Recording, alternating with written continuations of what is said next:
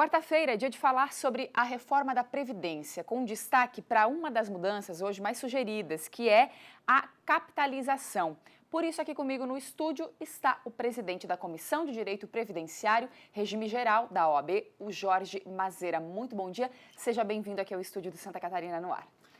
Bom dia. Olha só, a capitalização, ela é como se fosse uma reserva de dinheiro, né, Jorge? A gente guarda parte do salário, vai guardar parte do salário e lá no futuro a aposentadoria sairia desse fundo e o Jorge vai nos ajudar a entender melhor.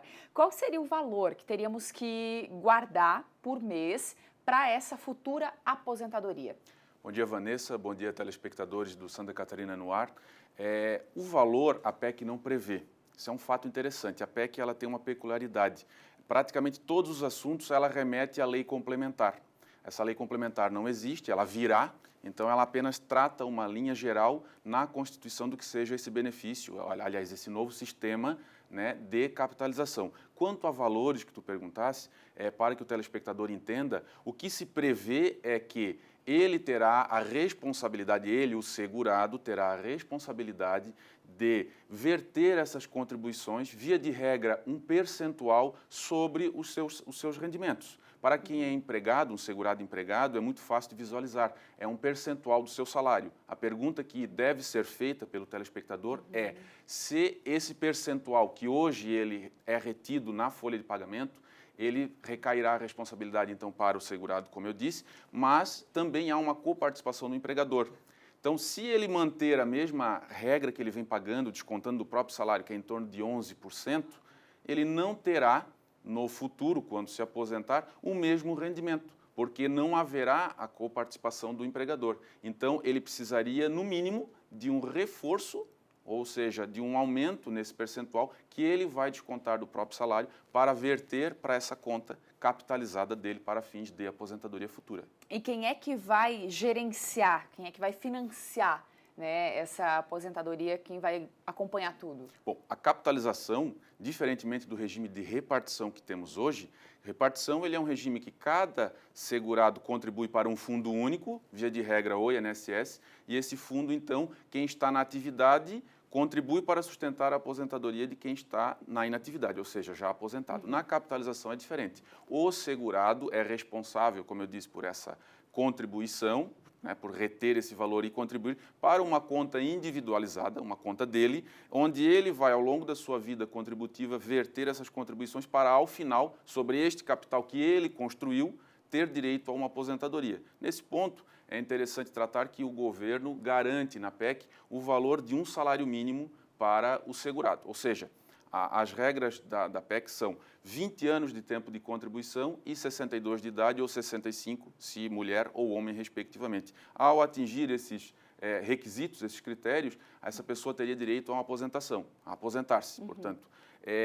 Com isso, o total de rendimentos que ele tiver ao longo desses 20 anos, no mínimo, né, pode ser até mais, mas no mínimo 20, é o que, como se fosse uma poupança, é o que ele vai ter direito de retirar todo mês para a aposentadoria. É isso que eu ia perguntar, se todo o dinheiro que a gente for depositar vai voltar para quem está pagando, para quem investiu nesse tempo todo. A taxa de administração é muito baixa nesse sentido, não há valores, como eu disse, a PEC não prevê isso, mas por óbvio que esse fundo será público e privado, ou seja, bancos privados e também poderá existir um fundo público. O governo fala na PEC que haverá regulamentação, ou seja, agências regulamentadoras, reguladoras, como existe a ANAEL, a Anatel, certamente será criada uma nova agência para este fim, onde o segurado, que é participante deste fundo, ele vai optar, sendo privado, sendo público, e ele vai poder verificar, né, como estão essas contribuições, ele vai ter essa publicidade no tocante às informações. Afinal de contas, ele é o maior interessado que aquilo se desenvolva bem.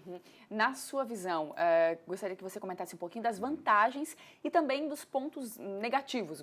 Gostaria que você pontuasse, por gentileza. Bom, é interessante que é um sistema novo de previdência, ele é positivo, tem pontos muito positivos, principalmente no tocante ao próprio déficit, né? Porque o próprio governo elenca isso. Ao retirar do fundo, que é coletivo, como eu disse, que é o de repartição, e jogar essa responsabilidade para o segurado, o déficit, em tese, diminui. Sim, é um fato que, ao longo do tempo, deve se confirmar. Qual que é uma desvantagem, que é um perigo que eu entendo?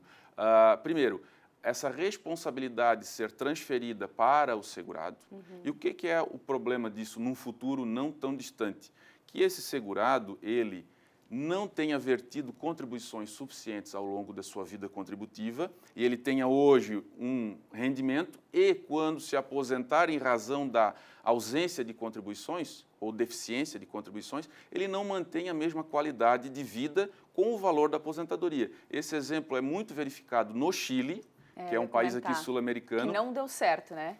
Não deu certo. Na realidade, a ONU ela tem um documento, tá, que entre 30 países semelhantes ao Brasil, em desenvolvimento, no caso, né, semelhante ao Chile, ao Brasil, que adotaram o regime de capitalização desses 30, 18 retroagiram. Nossa. Porque perceberam número que... alto? Sim, mais da metade. Mais da metade? Perceberam que isso não era interessante. Por exemplo, o Chile. O Chile, o valor mínimo que cada segurado tinha que verter, a contribuição mensal que tu me perguntasse, lá era de 10%.